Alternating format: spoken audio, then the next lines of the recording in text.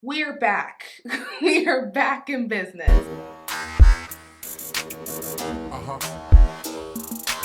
Hello everyone, welcome to my channel. I'm Fabrae. This is Black Famous, where we review, critique, and love on all things Black media. First, I want to thank everyone for their tremendous support on my last video.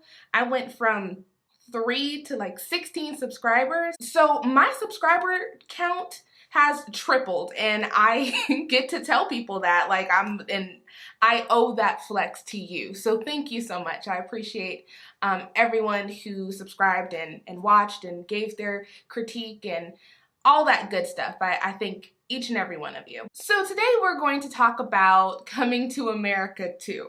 I don't know if you remember that, but if I'm gonna take you back about 2 months where everyone was talking about this movie right before it came out, and then dead silence after it came out. And I have some ideas on why that might be. It wasn't very good. Technically, this movie received pretty mixed reviews. You had two major camps. The people who it did everything they needed it to do. It was everything they wanted and wished for in a sequel.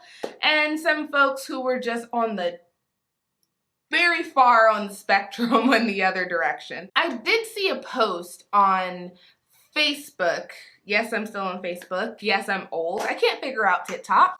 Can't even say it. The person who made this post belonged to the first camp.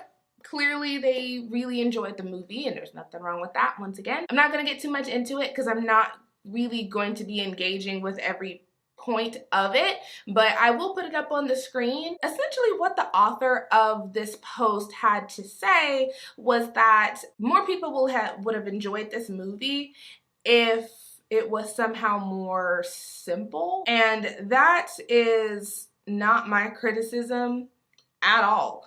As a matter of fact, I think this movie was incredibly easy to follow, to the point where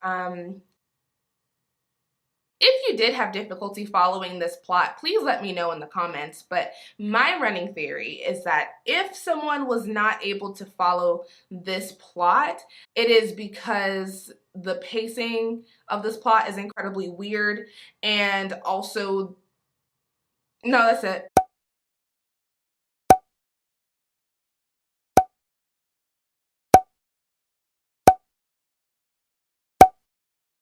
But this post did make me think, what would I do if Eddie Murphy of Eddie Murphy Productions came to my north of Atlanta home and asked me to write some notes on his script? Would I be ready? Well, now the answer is yes. And because Mr. Murphy is such a busy man, he's got a lot on his plate, I have gone ahead and numbered these. Number 1, 86 the date. So we discover that Prince Akeem does have a son in the United States, and that son was conceived through the drugging and assault that took place to the main character off screen in the original film. He was drugged by Semi, who was supposed to be his best friend, and then assaulted by Leslie Jones's character, Mary. What's going on? Y'all are going to jail! Period! So I like the idea of an heir in America. I think that it's a really fun way to return to old locations and see new things, see how the world has changed in 30 years. That's all good. I'm fine with all of that. But, and there's no other way to say this, so I hate this as a story beat. I think it's incredibly lazy and in bad taste. Assault against men is always played for laughs. I don't get the joke. I mean, men can be assaulted, they can be drugged, they can be coerced, etc. Like, a lot of these crimes can take place against men, and, you know, making jokes about these things aren't necessarily edgy or satirical. It's nothing. It's nothing. You're bringing us nothing. Also, and I promise I'll move on, but the colorist overtones of this is I just gotta speak on that as well. Leslie Jones is a beautiful, dark-skinned Black woman who is, unfortunately, not a stranger to colorism or colorist portrayals in the media she's in. And that's not necessarily a criticism of her, more so of the roles that are, you know, available to her. Dark-skinned Black women, especially fat dark-skinned Black women, are always seen as animalistic, undesirable, argumentative, just difficult to be around, unattractive, you know, all of that. The character Mary, I feel, is just supposed to be that. And let's not pretend like there isn't this whole, you know, ugly baby mama trope that we see a lot in media and just in general. That's just front and center in this film, and it's not fun to watch. So this plot point is sexist, colorist, and fatphobic. The unholy trilogy. So what would I do differently? Well, in the first film, Prince Akeem was set to marry another woman. Not Lisa, but Amari. And I feel like we need to see a little bit more of her. I mean, we never really see her again after Akeem decides that he doesn't want to marry her, and so she's just doomed to a life of barking like a dog and hopping on one leg. We even see her in the sequel, 30 years later, still barking and growling like a dog and hopping on one leg. Like, he never told her that she could stop doing that. It makes no sense to me. No wonder you have no peace between your nations. So in my edit, she breaks that obedience thing as soon as Akeem and Lisa get married. After they have a child, Amari breaks into the castle and just baby naps, like just pulls a Hercules or a Tangled from my Gen Z babies. And we can even have her go to Queens because she always felt that she was supposed to be the rightful queen. I think that this would be fun for a couple of reasons. Now everyone is located where we need them to be, but also we could have a running gag of, you know, she was basically raised to be a king's sub. She has no marketable skill set. So what has she been up to for 30 years in the United States? Is she a jack of all trades? Like, that would be kind of fun to watch. We would just be able to play with that a little bit. Also, she has a master plan up her sleeve, but we won't find that out until later on. Number 2, Mika should be the only daughter. Mika is the only daughter that I feel like they put any energy or effort into, so we should just nix the other 2 daughters. If we need someone for her to, you know, play off of, bounce off of, why not give Simi a daughter of roughly the same age? That way we have this dynamic between, you know, a young best friend group and an older best friend group. I just feel like it'll be a fun parallel to play around with that. Number 3, the sexism in Zamunda makes no sense. The whole unfit to rule because Mika is a girl thing is also really boring and it just doesn't make any sense. I mean, here you have Akeem, Mika's father, who has always had a vested interest in bucking tradition, and then you have Lisa, Mika's mother, who is a Black woman and the daughter of an entrepreneur.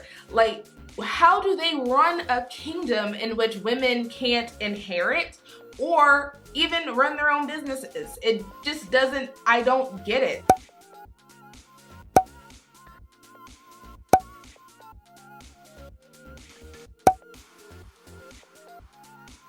So my edit of the movie would begin during the preparations for the coronation of Mika.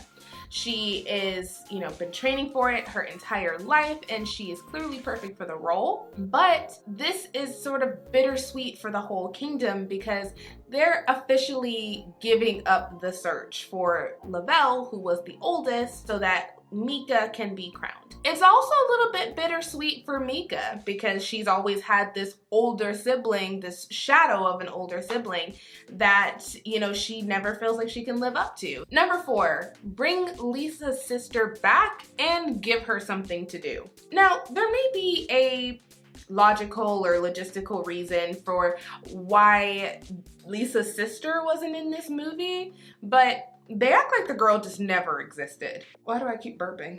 And it's not like she was just some featured extra. She made a very important impression on the original plot, but she's just never seen or heard from again. And they clearly don't have a problem giving out bit parts in this movie. I mean, Lavelle's whole family was in it, and why were they there? Why? They had nothing to do. So in my edit, Lisa's sister is actually running the McDowells in Queens, and Lavelle comes in for a job interview. Well, he completely tanks the interview, just blows it.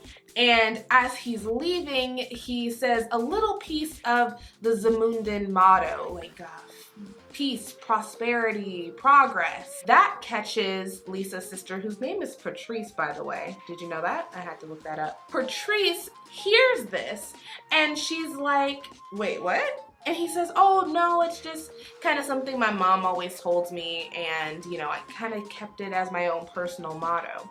Well, that is ringing an alarm in Patrice's head, and she calls up the main cast and she's like, hey, you guys all need to get down here. I think I found your son. So all preparations for Mika's coronation go on pause, and Akeem, Lisa, Mika, Semi's daughter that I just made up, they're all catching a flight to go find Lavelle. They're coming, say it with me, to America.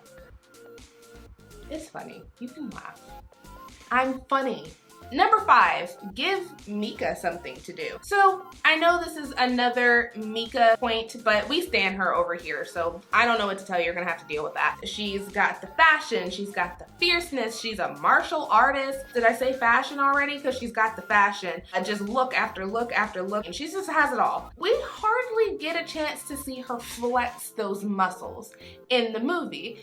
We see a little bit here and there, but a lot of the bulk of her really showing off those talents are pretty much off screen. My suggestion is that we take Mika and Semi's daughter that I just made up and send them out into New York together. They can get into hijinks. They can get into situations that will require them both to use their skill sets.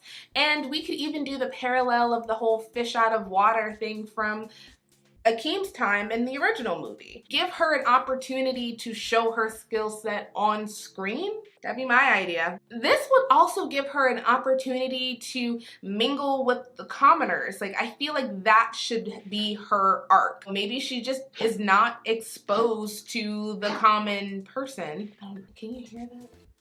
Gosh. She just has no exposure to anyone outside of, you know, the castle, and this would give her some much needed depth and perspective. Number 6, add some newbies to the barbershop. This is a small one and it doesn't really bother me that much, but I feel like we needed some fresh meat in that barbershop. Like, now don't get me wrong, the barbershop scene was one of my favorite in the entire movie. It was beautifully nostalgic and it was funny. I laughed. But there's always a but with me. I just feel that instead of having, you know, this long ad-libbing session with who are clearly ageless barber ghosts, we could have been making an interesting parallel to the plot of the movie, like a changing of the guard. We could have the new school and the old school, you know, throwing shots at each other and stuff, but good-naturedly, and just showing that, you know, times change and people evolve, and huge concepts like leadership can continue without you being there. And so I feel like we could have kind of played around with that in the barbershop scene. But like I said, this is not really a super intense criticism. I just saw an opportunity. So I learned how to focus my camera. Did you notice that? How you can see me and not really see everything back there? I did that. I figured that out while I was gone. Number 7. Akeem is barely a character and has absolutely no growth. One of my gripes with this movie is that everything is just happening to these characters with little to no input from the characters themselves. This is really prevalent with Akeem. He's just this goofy, bumbling fool who just bends with every gust of wind. What are his motivations? Why does he want to combine kingdoms or find common accord with next doorburg? We just needed more from him. I mean, General Itzi from the neighboring nation mentioned something about profits, and Akeem just kind of laughs and is just like, what profits? What are you talking about? This has never been mentioned. In the movie, this is like the inciting incident to kick off the climax of the movie, but we have absolutely no idea what anyone is talking about. Also, I know that this is Akeem's point, but Lisa is just there. Like, she just does nothing. She just serves us nothing. The movie opens up on their 30-year anniversary, but it almost felt as if they had not had a conversation since their honeymoon. There's just no warmth between the two of them. There was no chemistry between the two of them. We barely got a chance to see any interactions between the two of them outside of arguments and like slut shaming. And that was kind of crazy. So in my edit, we give Akeem and Lisa something to do together. They are in America, in Queens, trying to find Lavelle together. They're pairing off. And Akeem, just like a return to form, he's still lost. So he's kind of doing his Akeem thing. But then Lisa too hasn't been to Queens in like 30 years and things have changed in her hometown. Everything looks different. She can't necessarily navigate. She doesn't understand the lingo anymore. Maybe she doesn't know, what's going on the streets the way that she may used to. That would be a fun piece of baggage for her to work through, and that's something that Akeem could potentially help her with. They're sorting through their baggage, but they're doing it together, and they're learning things about each other and confronting truths about themselves and all that good plot developing, character developing movie stuff. Like, let's see some of that. I loved their love in the first movie, and in the second one, it takes a backseat and we almost never see it. So number 8, make Lavelle shadier. So I hinted at the ex-fiance Amani's master plan earlier, and here it is. She is trying to raise Lavelle to take over the throne, but he would only be like a proxy king, a figurehead for her own rule. So she can't be the queen of Zamunda, but she can be the mother of a king and rule in his name. Also, because she's the princess of the neighboring nation, that could also tie into the friction between these two nations. So when Akeem and Lavelle finally meet, there's a little bit of calculation on both sides, right? So Akeem's trying to figure out, is this really my son? And Lavelle is trying to figure out like, hey, I'm supposed to be taking over this kingdom, so I need to do anything that I can do to do that. We can have Akeem eventually win Lavelle over, and so we can see that relationship develop as time goes on. Which leads me to my next point, number 9, explore these relationships. I feel like this should actually be the bulk of the runtime. We need to take some time to sit with these characters. Lisa and Akeem, Akeem and Lavelle, Mika and Lisa, Mika and the character I literally just made up, but I'm strangely attached to. I just want really good things for her. We need to see these characters bond and, face these trials together so that when the climax happens, it feels like something is happening, right? I just want something to happen in this movie. Now, before we get to my last edit, I do really quickly want to run through some things that I actually liked about Coming to America 2, and I would definitely keep in my final cut. Costumes. The costumes were phenomenal. Like Ruth E. Carter, she put her foot in that wardrobe. It was, oh my gosh, it was so nice that it actually made like the dull parts of the movie watchable for me, because I was just looking at the costumes. I was just like, oh, look at that. Oh, looks. It was the best thing in this movie by far. I wouldn't expect anything less from Ruth E. Carter. If you didn't know, she also did the wardrobe for Dolomite Is My Name, Do the Right Thing, and Black Panther. So this woman, she has her accreditations, okay? Oh, thank you for making this movie watchable. Next would be the funeral scene. I really liked the funeral scene. I would not touch it one bit. I heard a lot of criticism that it was really cheesy and maybe a little bit long, but I loved every second of it. I mean, who would not want to be eulogized by Morgan Freeman? Are you kidding me? That's exactly how I would want to go out, with the dance number included. No notes from me there. That was perfect. And that's my list of things that I liked. So Let's move on to that last edit. Number 10, what even was the climax? To be fair, there was a climax to this movie, but it was a hot mess. Like, I don't know what was going on half the time. There was no real progression, and just like everything else in this movie, it just kind of happened, and it was like, okay, I guess this is happening now. In my edit, we'd already have a little bit more buy-in from the audience because we spent so much time developing these characters and their relationships to each other. So by the time we get to these more action-packed moments, there's more ethos. We care about how this is going to turn out for them. I didn't care about how it was going to turn out for them in the movie. I'm sorry. Every character was so paper thin that, you know, when this person succeeded over this person, it was like, okay, I mean, that's nice. Yay. Also, by the time the climax happens, half of the cast is in Zamunda and the other half are in America. Like, y'all didn't think y'all all needed to be together for the climax of the movie?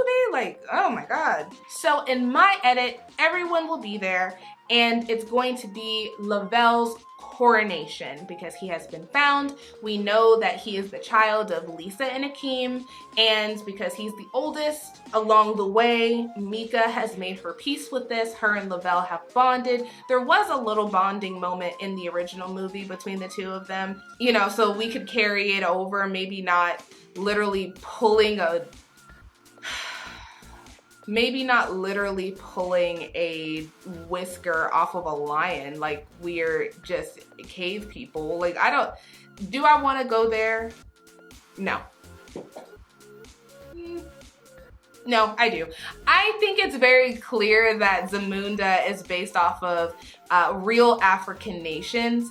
And I know, you know, from experience and from having many people in my life that are children of immigrants, especially African and Caribbean, they don't like this portrayal. It's weird.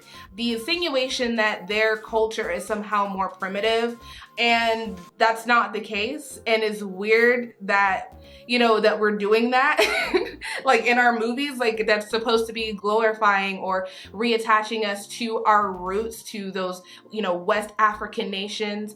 But in doing so, we also slip things in there like, yeah, they wrestle lions and required ritualistic circumcision. I don't like it. And from what I understand, it's actually more alienating than unifying. So anyway, Lavelle and Mika, you know, can have a moment that is not offensive to real life people. The scene should culminate in Lavelle circumventing his surrogate mom's plans and establishing his relationship with his family. And maybe that can lead us to an action scene, and like maybe everyone in the ballroom, you know, everyone's kung fu fighting in there. Like that would be kind of fun. We could see some long takes of that. That'd be nice. And yes, before you say it, I do know that there is an action scene in the climax of Coming to America 2 or Coming to America. I know. But I guess what I'm saying is, yes, we would have an action scene, but mine would be better.